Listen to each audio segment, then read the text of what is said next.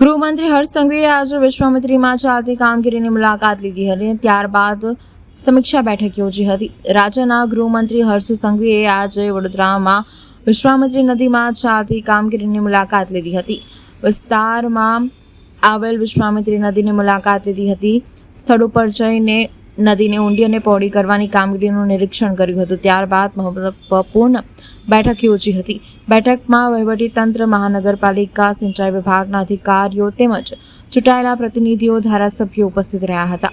ગૃહમંત્રી હર્ષ સંઘવીએ જણાવ્યું હતું કે વિશ્વામિત્રી નદીના પુનરુત્થાન માટે કામગીરી ધાર્યા કરતાં ઝડપી અને અસરકારક રીતે ચાલી રહી છે. વડોદરા મહાનગરપાલિકા સિવાય નદીના 25 કિલોમીટર વિસ્તારમાં કામગીરી પણ હાથ ધરવામાં આવી રહી છે. સિંચાઈ વિભાગ દ્વારા અત્યાર સુધી 25% કામ પૂર્ણ કરવામાં આવ્યું છે તેમ જણાવ્યું હતું. તેમણે ઉમેર્યું હતું કે ટાર્ગેટ કરતાં પહેલાં જ આખું કામ પૂરું થાય તે માટે તૈયારી ચાલી રહી છે.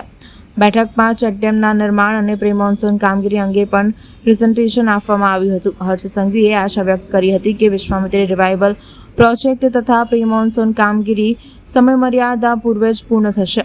રાજ્ય સરકારે ફાયર વિભાગ, બોટ તેમજ અન્ય જરૂરી સાધનો માટે બાંહેધરી આપી છે અને મનપા દ્વારા માંગ કરવામાં આવે ત્યારે તરત પૂરી કરવામાં આવશે તેમ જણાવ્યું હતું.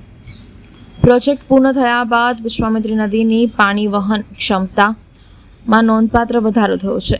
ગૃહમંત્રી હર્ષ સંઘવીએ અંતે જણાવ્યું હતું કે ગયા સમયે જે વાત કરેલી હતી તે મુજબના તમામ પ્રોજેક્ટ પૂર્ણ કરવામાં આવશે. આટલી ઝડપથી કામગીરી કરનાર વડોદરા સમગ્ર રાજ્યમાં પ્રથમ સ્થાન પર છે. તો બોટને વિષયને લઈને બી અમારે આજે ચર્ચા થઈ છે અને મ્યુનિસિપલ કમિશનર શ્રીએ ફાયરની ટીમ અને ખાસ કરીને તરવૈયાઓ તૈયાર કરવા આ બધા જ વિષયો પર ખૂબ ગંભીરતાપૂર્વક વહીવટીતંત્ર અને ચૂંટાયેલી પાક સાથે મળીને કામગીરી કરી રહી છે.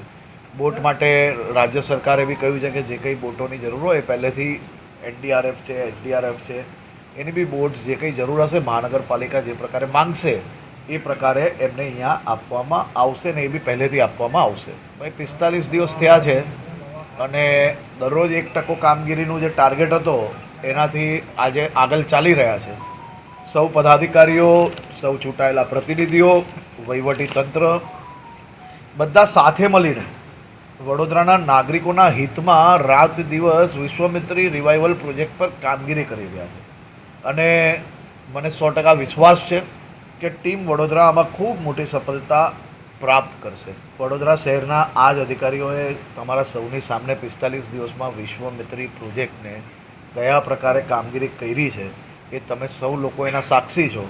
મને એવું લાગે છે કે જ્યાં શહેરના લાખો લોકોનો હિત જોડાયેલો હોય ત્યારે આપણે આવા નાના ટીકા ટિપ્પણીઓમાંથી બહાર આવીને શહેરના હજારો લાખો લોકોના જીવના રક્ષણ માટે આશીર્વાદરૂપી વિશ્વામિત્રી પ્રોજેક્ટમાં સૌ લોકોએ સાથે મળીને કામગીરી કરીને વડોદરા શહેરના પ્રત્યેક નાગરિકોનું સપનું સાકાર કરવા માટે આગળ વધવું જોઈએ. આ તમામ વ્યવસ્થાઓ જો હોય તો જ પ્રોજેક્ટ સમય કરતાં ઝડપથી ચાલી શકતો હોય અને મહાનગરપાલિકાને સૌ ચૂંટાયેલા પ્રતિનિધિઓ જ્યારે અભિનંદન આપતા હોય તેનો મતલબ મહાનગરપાલિકાએ સંપૂર્ણ તૈયારીઓ ખૂબ સારી રીતે કરી છે અને મને વિશ્વાસ છે કે જે પ્રકારે તૈયારીઓ કરી છે અને જે પ્રકારે આવનારા દિવસોનું પ્લાનિંગ છે આ પ્લાનિંગમાં આપણે ખૂબ સારી સફળતાઓ પ્રાપ્ત કરશું. ટેકનિકલ અને લીગલ એસ્પેક્ટ જે બી છે એ જવાબદાર વ્યક્તિ છે, અમને અંદાજો જ છે કે શું કરવાનું છે અને લીગલ બધા જ એસ્પેક્ટને ધ્યાનમાં રાખીને કામગીરી ચાલી રહી છે.